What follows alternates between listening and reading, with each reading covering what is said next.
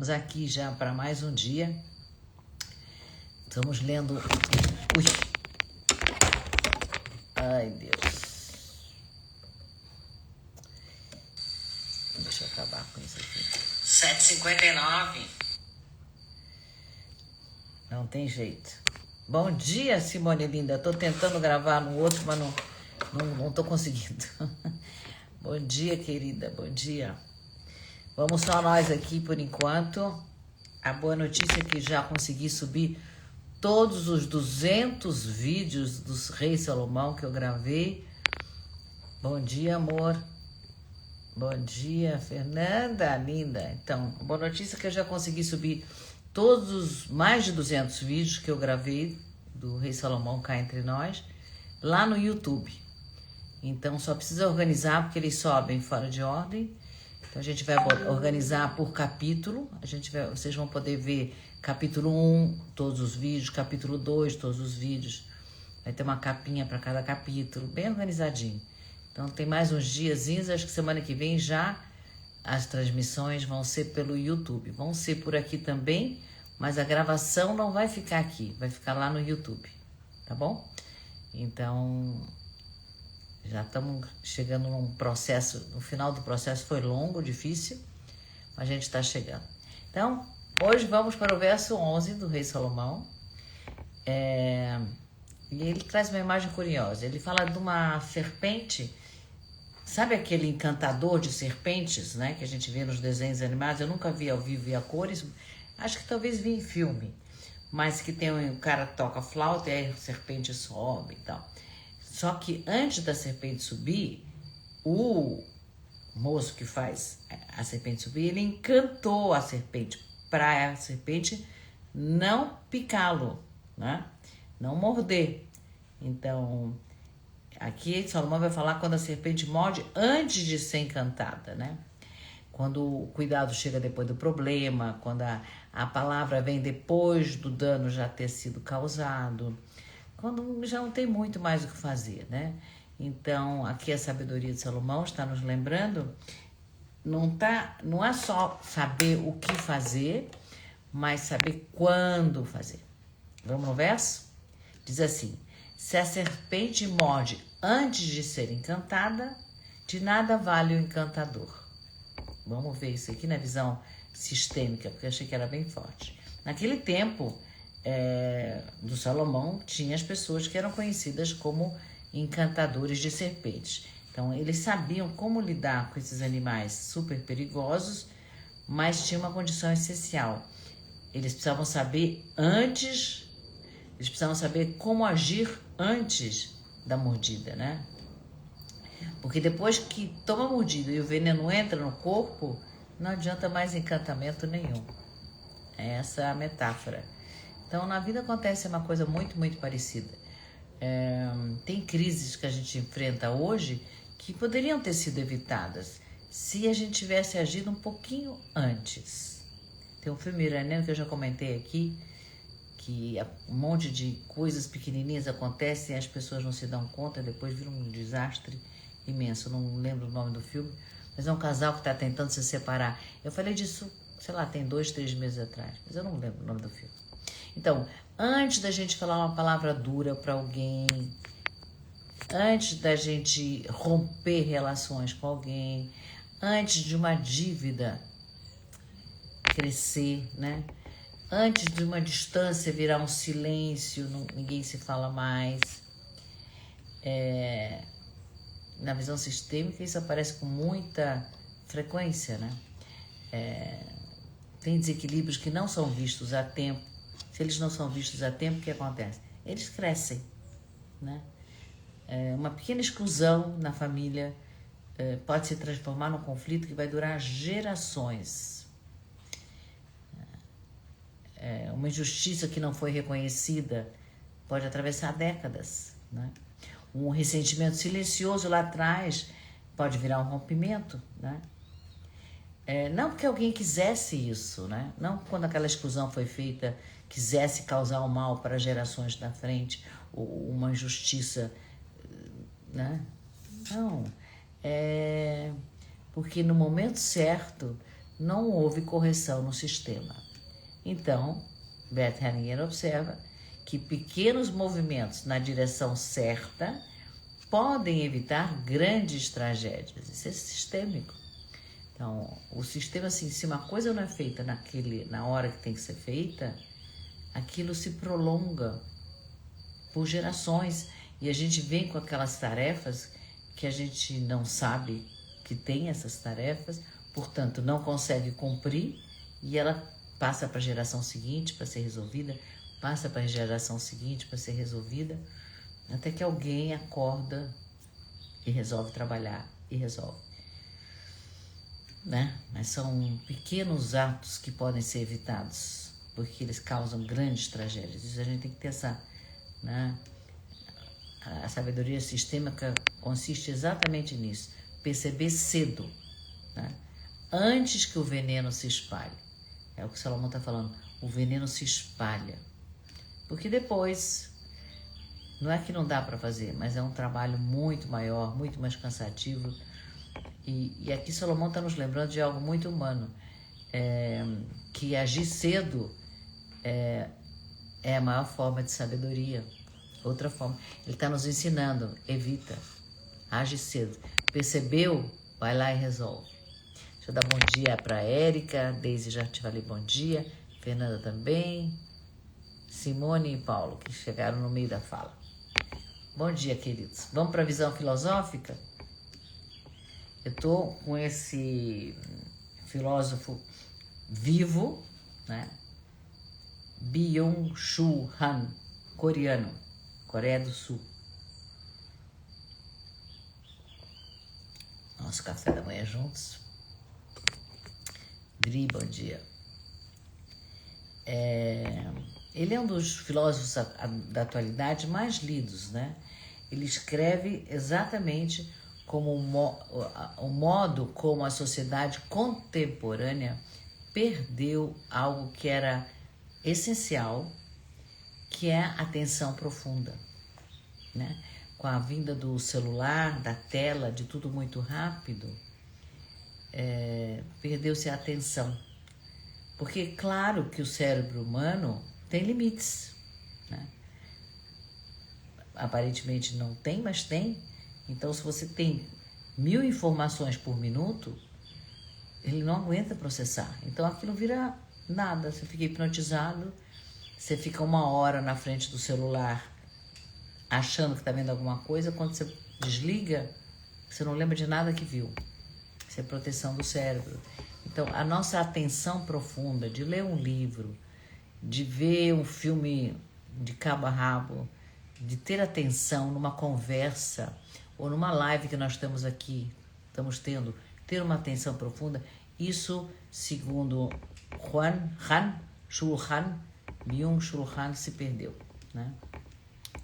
Ele escreveu o livro A Sociedade do Cansaço e também A Sociedade da Transparência. Eu estou lendo esse A Sociedade da Transparência, onde ele explica que a gente vive exatamente isso, num mundo cheio de estímulos, informações, tudo é urgente, tudo é para onde, é uma avalanche de estímulos, né?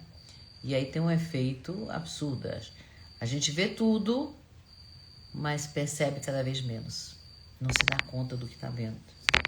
Eu vejo isso na prática, com o celular. Muitas vezes deixa eu só ver uma coisinha vira 1 hora de coisinhas, e quando eu me dou conta, nossa, 1 hora que eu estou aqui nisso, desligo, e aí eu paro para pensar, mas o que mesmo que eu vi? E aí, como a gente não percebe o que está acontecendo, a nossa capacidade de antecipar algum problema se perde. Como eu não percebo, como eu não estou atenta, como eu não estou presente, eu não consigo antecipar um problema, né? Então, quando a atenção se enfraquece, tem aqueles sinais sutis que passam desapercebidos. A gente não percebe mais a sutileza das coisas, né?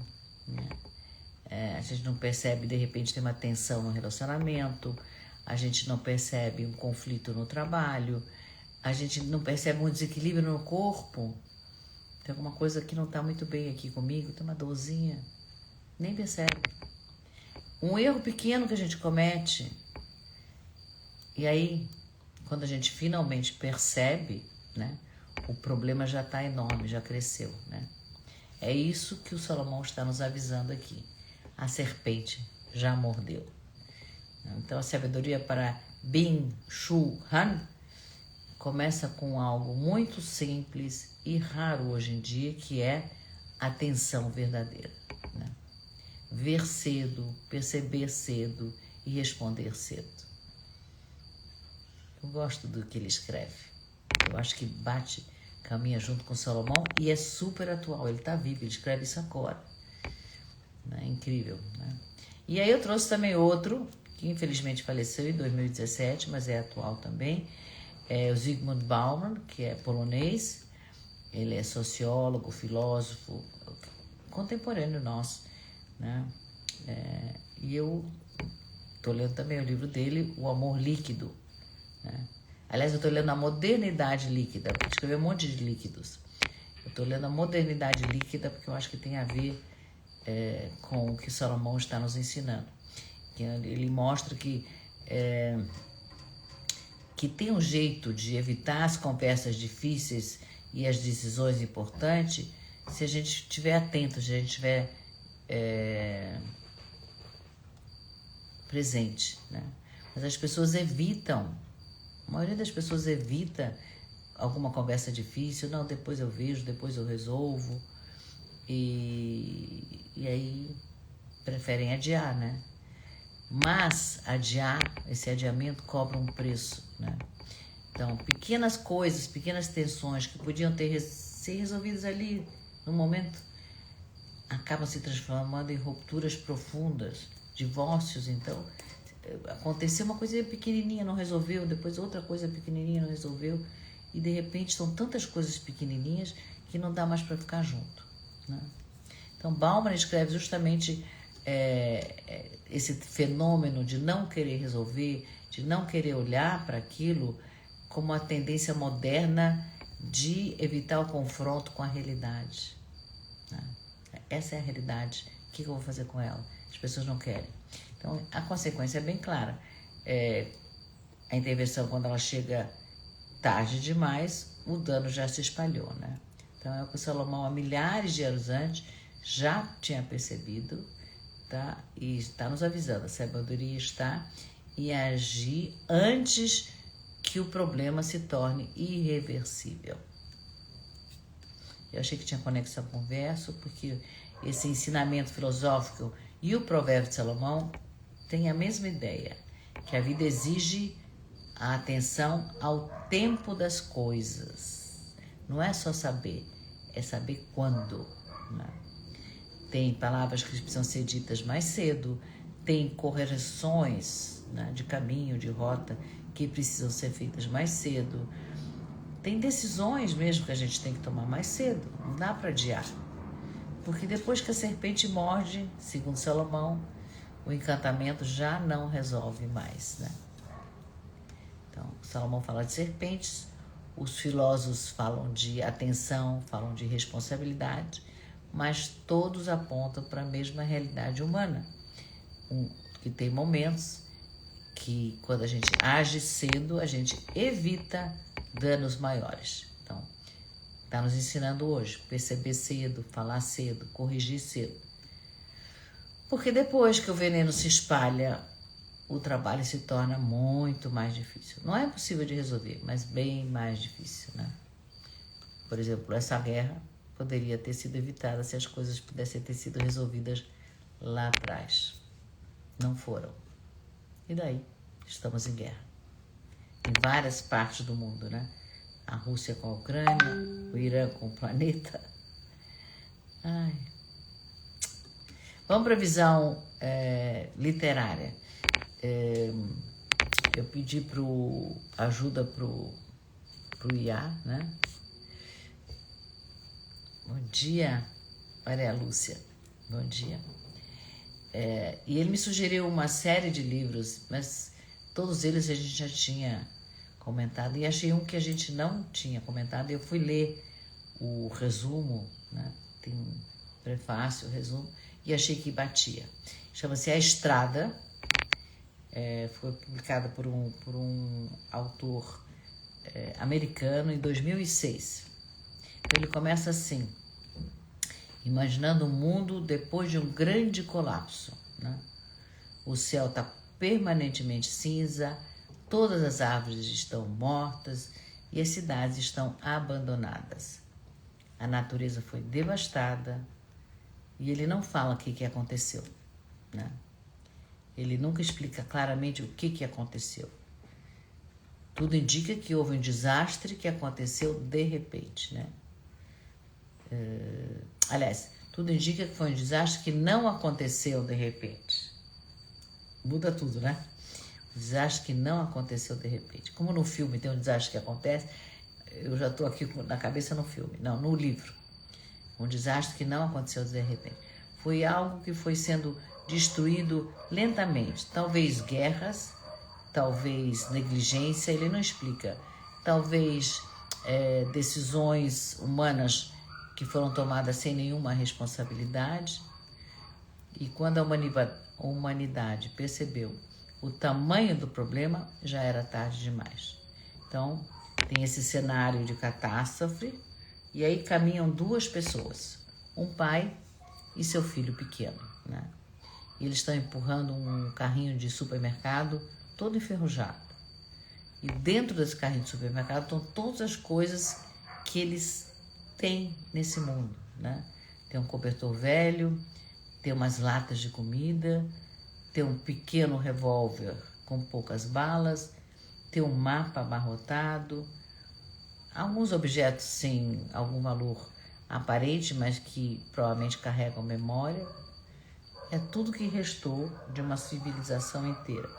Então, eles caminham lentamente por estradas cobertas de cinzas, né?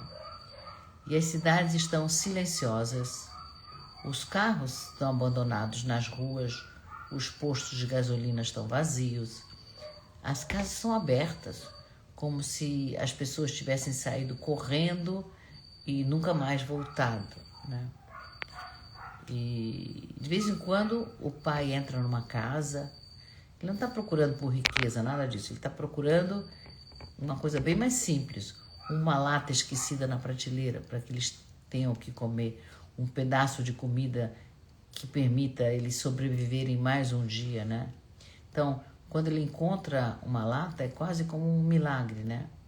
E também é um risco, porque eles não são os únicos que estão ali vagando pela cidade, naquele mundo. Tem outros grupos vagando também pelas estradas e tem uns que estão absolutamente enlouquecidos pela fome. Alguns são bem violentos, são capazes de qualquer coisa para sobreviver, né? Então, mas o pai o tempo inteiro, tem um fio de cabelo aqui no meio, ensina o menino a caminhar com atenção. Eu gostei disso, atenção. Ele ensina o menino, observa cada som, cada ruído, né? Cada sombra, né? Cada movimento. Ele está ensinando isso ao filho dele. Então, à noite, eles dormem em lugares improvisados. Às vezes, eles dormem dentro de uma casa abandonada. Às vezes, eles dormem dentro de um carro velho. Às vezes, eles simplesmente dormem no chão da floresta. O pai quase nunca dorme. Ele fica acordado escutando, vigiando. Porque ele tem a maior responsabilidade naquele momento, que é a vida do filho, né? Nesse mundo devastado, não é a própria vida que ele está preocupado, ele está cuidando para que o filho sobreviva, né? Então, eles caminham por aquela estrada infinita e nesse caminho ele tenta ensinar ao filho dele algo que parece impossível nesse cenário, mas que ele ensina que, mesmo assim, ainda vale a pena continuar sendo humano, que ainda vale a pena cuidar um do outro, que ainda vale a pena não se tornar violento como o mundo ao redor, né? Então, no livro tem essa pergunta, nesse cenário, né? Tem essa pergunta como é que a gente chegou até aqui? Como é que chegou nesse estado de profunda devastação, né? Nenhuma civilização desmorona num único dia, né? Provavelmente existem anos e talvez décadas de sinais que foram ignorados, pequenas decisões que foram adiadas, problemas que foram empurrados para depois, até que chega um dia que não tem mais tempo para corrigir. Então, o que resta? Caminhar por uma estrada vazia, tentando sobreviver a tudo que está acontecendo em volta. Mas tem uma frase no livro que o pai repete todo o tempo para o filho dele. Ele fala assim: nós, humanos, carregamos o fogo da humanidade, o fogo da consciência, o fogo da dignidade. Mesmo num mundo totalmente devastado, o pai tenta ensinar para o filho algo que é essencial, que as escolhas humanas têm consequências e que as civilizações não desmoronam de uma única vez. Elas vão se desgastando lentamente quando elas ignoram os sinais, adiam as decisões, empurram o problema para depois. Aí chega o dia que não tem mais como consertar. Então, o que resta é caminhar para uma estrada vazia, tentando sobreviver às consequências do passado. Então, achei super salomônico, né? Então, porque ele fala exatamente isso, que os desastres não começam grandes, eles começam pequenos. Um erro que está sendo ignorado, uma responsabilidade. Eu estou repetindo isso várias vezes porque é assim que está no livro, né? Um erro que foi ignorado, uma responsabilidade adiada, uma decisão que parecia absolutamente sem importância, e quando a gente finalmente percebe, a serpente já nos mordeu, o veneno já se espalhou. Bem triste, né? Mas real. E aí, no filme, eu achei o filme incrível. Assim, para a frase de hoje, não podia ser um filme melhor. Diz assim: não olhe para cima. Não sei se vocês lembram desse filme com Leonardo DiCaprio, Jennifer Lawrence, Meryl Streep, Jonah Hill. Assim, só tem figurão no filme, né? Então, eu vou contar a história do filme para quem não viu. E quem não viu pode ver, porque é muito bom.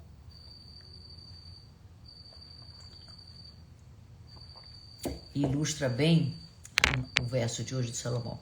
Bom, deixa eu dar bom dia antes de começar o filme. Deise, bom dia, Deise. Helenice, bom dia, que vocês entraram no meio, né? Má, bom dia.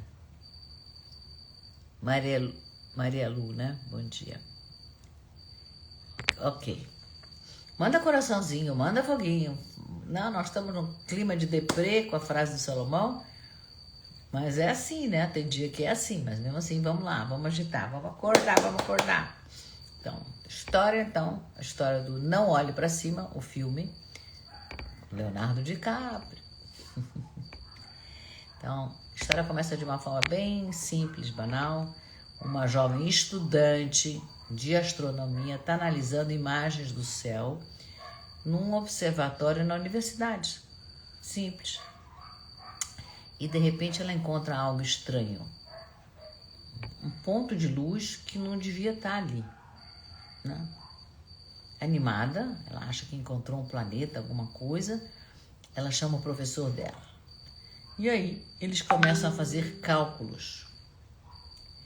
No início tem um entusiasmo científico, né? O cientista com a aluna fazendo cálculos. Descobrimos um planeta, né? Que coisa fantástica. Mas à medida que os números aparecem na tela do computador, eles começam a ficar em silêncio, né? O objeto que eles descobriram está se movendo. Portanto, a cada X tempo ele está mais próximo. Então, é um cometa. E é um cometa gigantesco pelos cálculos deles. e ele está em rota direta de coalizão com a Terra. É um cometa que está vindo com tudo, né? Então, não, deve estar errado, vamos refazer os cálculos. E eles refazem os cálculos várias vezes. Então, eles chegam à conclusão que a probabilidade de impacto é praticamente absoluta, né? Quanto tempo eles têm? 6 meses, né? Então, a primeira reação deles é responsabilidade e eles correm para avisar o governo. Então, para chegar na Casa Branca não é simples, mas quando eles chegam, eles encontram algo absolutamente inesperado. A notícia que eles estão dando vai ter que esperar, porque a presidente está muito ocupada com vários escândalos políticos e tem uma eleição chegando. A gente não pode dar essa notícia agora, temos uma eleição, né? E os assessores querem saber o seguinte: essa informação vai prejudicar a eleição da presidente, a eleição? Então, a urgência científica, ela se perde no meio da lógica do poder, né? Então, os cientistas decidem tentar outro caminho, vão para a mídia. Então, eles decidem participar de um programa de televisão, que é o programa mais visto de notícias ali, mais popular, com o único objetivo, avisar as pessoas, avisar o mundo, né? Mas ali o programa é de entretenimento, os apresentadores sorriem, fazem piada, mudam de assunto. A notícia de que um cometa vai destruir o planeta, mas tem fofoca muito mais interessante das celebridades acontecendo. Então, o professor, ele tenta explicar com seriedade, né? E a estudante perde a paciência, ela grita: vocês não estão entendendo, nós vamos todos morrer, acordem, né? Mas aí essa reação dela vira meme, entra na internet como meme. Então o desespero dela vira piada, né? Enquanto isso, o cometa continua avançando silenciosamente pelo espaço. Tem tecnologia para destruir esse cometa? Tem. Tem conhecimento científico para evitar esse desastre? Tem. Mas aí surge um novo obstáculo. Uma grande empresa de tecnologia descobre que o cometa contém minerais raros de enorme valor econômico. Deus! E aí a ideia muda. Em vez de destruir o cometa, essa empresa decide explorar o cometa economicamente, né? Então, o perigo passa a ser visto como uma oportunidade de lucro, né? Então, eles criam um slogan que se espalha nas redes e na política: não olhe para cima. Esse é o slogan deles. Não olhe para o céu. Não veja o cometa. Não confronte a realidade. Então, o filme nos mostra algo profundamente humano. Muitas vezes as pessoas preferem negar um problema a enfrentar o que ele exige. Super, né? Porque enfrentar vai exigir que a gente mude os nossos hábitos, né?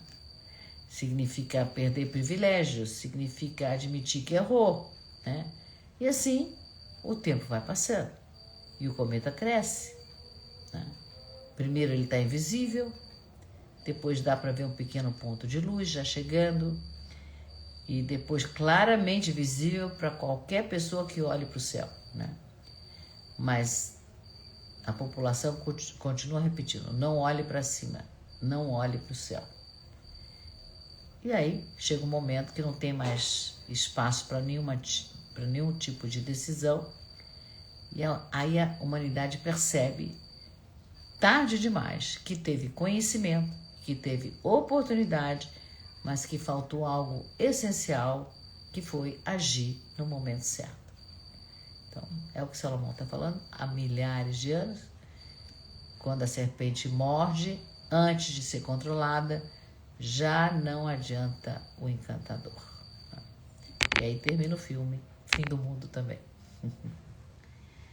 Eu achei que, assim, perfeito, né? Como a gente nega aquilo que é desconfortável.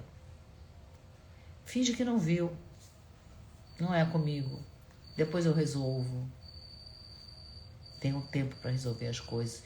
Tem um tempo para a gente ver as coisas. Tem um tempo para a gente estar presente. É isso que o Salomão está nos chacoalhando hoje.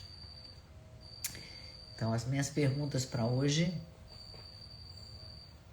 Deise, bom dia. Eu já te falei bom dia, né? Quais são as serpentes na minha vida que eu estou ignorando enquanto ainda tem a possibilidade de ação? Enquanto ainda é possível agir? Pequenos conflitos, tipo hábitos, tipo decisões adiadas, coisas que parecem pequenas hoje, mas que podem crescer silenciosamente. Pensa nisso. Quais são as serpentes na minha vida? Que área da minha vida eu tenho conhecimento, eu sei o problema, mas o fato de eu saber não fez eu agir ainda, né? O que eu estou adiando? Bom dia, Amanda. O que eu sei o que eu tenho que fazer, mas eu estou adiando? O que eu poderia resolver hoje com uma conversa, uma decisão, um gesto de responsabilidade antes que isso se torne um problema maior? Para quem entrou, bom dia. São as perguntas de hoje para a gente se fazer em cima da frase do rei Salomão, que está nos mostrando para termos atenção, né? Então vamos para a nossa meditação final. Sherlen, bem-vindo. Vamos para a meditação, vamos meditar juntos, né? Para quem entrou agora, essa live, por enquanto, vai ficar gravada aqui. Você pode assistir a qualquer hora, qualquer dia, quando você quiser. E você pode receber a transcrição da live também, fazendo parte da comunidade do Rei Salomão. Rei Salomão cá entre nós.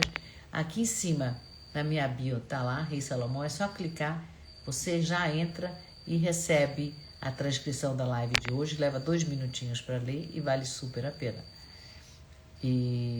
Mas se você não quer entrar por aqui, você pode só escrever "eu quero" aqui embaixo, que eu te coloco para dentro, tá? Você já recebe o texto. Então vamos para a meditação de hoje. Vamos soltar o ar.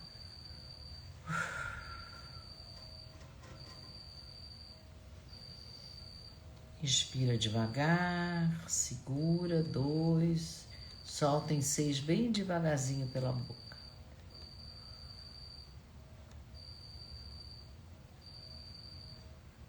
Mais uma vez, inspira, segura e solta bem devagarzinho pela boca. Imagina que você está caminhando por um campo tranquilo. O chão na sua frente está limpo, está claro, está tudo bem, tudo tranquilo. Mas de repente no caminho você percebe uma pequena abertura no chão. Pequena abertura. Não é uma abertura profunda, não é perigosa, mas tem uma abertura ali. Respira. E aí a pergunta para você se fazer: o que na minha vida ainda está pequeno, mas está pedindo a minha atenção? O que na minha vida eu preciso dar atenção, mesmo que ainda esteja pequeno? Talvez seja uma conversa que eu preciso ter com alguém que eu estou adiando, ou uma decisão, ou talvez até um cuidado comigo mesma. Preciso marcar um médico, preciso ir ao dentista, algo que eu preciso fazer para mim e que eu não estou fazendo. Coisa pequena. Então, imagina que nesse seu caminho, você se aproxima desse lugar que tem essa pequena rachadura com calma. Você não ignora o que está acontecendo. Você não foge.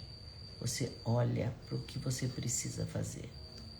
Porque quando a gente olha com consciência, muitas coisas podem ser resolvidas antes que elas cresçam, né? Respira. Se você puder falar em voz alta, muito bom. Se não, fala em silêncio no seu coração. Diz assim: hoje eu escolho olhar para os sinais da vida com consciência. Hoje eu escolho olhar para os sinais da vida com consciência. Vou agir com sabedoria antes que os problemas cresçam. Vou agir com sabedoria antes que os problemas cresçam. Eu uso as minhas capacidades no momento certo. Elas precisam ser usadas. Eu uso as minhas capacidades no momento certo. Respira novamente. E se lembra que a sabedoria não está só em saber. A sabedoria, Salomão está nos dizendo hoje, está em agir no momento certo. Eu espero que hoje a gente tenha coragem de olhar para aquilo que precisa ser visto. E que a gente tenha serenidade de agir antes que aquela coisa pequena se torne grande. Respira, bem devagarzinho, vai abrindo os olhos, volta. Vamos observar hoje os pequenos sinais da vida. Às vezes parece só um detalhe. É verdade, às vezes parece só um detalhe, mas é sempre um convite para a nossa sabedoria, para a gente agir com atenção. Pequenas correções no momento certo evitam grandes dores no futuro, né? Então, se essa reflexão de hoje tocou você de alguma forma, eu te convido a continuar caminhando com a gente. Todos os dias, às 7h59 da manhã, a gente se encontra aqui para a gente ler, para que a gente leia juntos o livro de Eclesiastes, o livro da sabedoria do rei Salomão.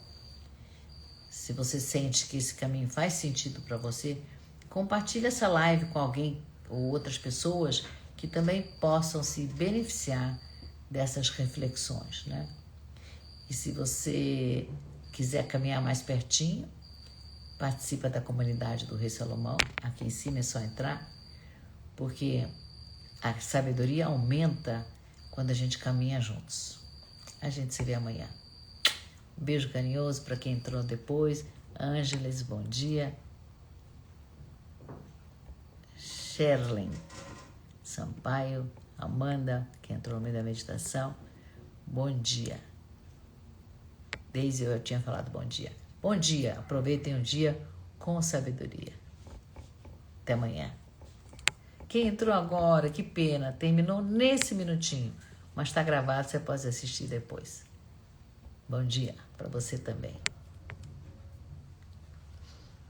Até amanhã, 7h59, espero vocês.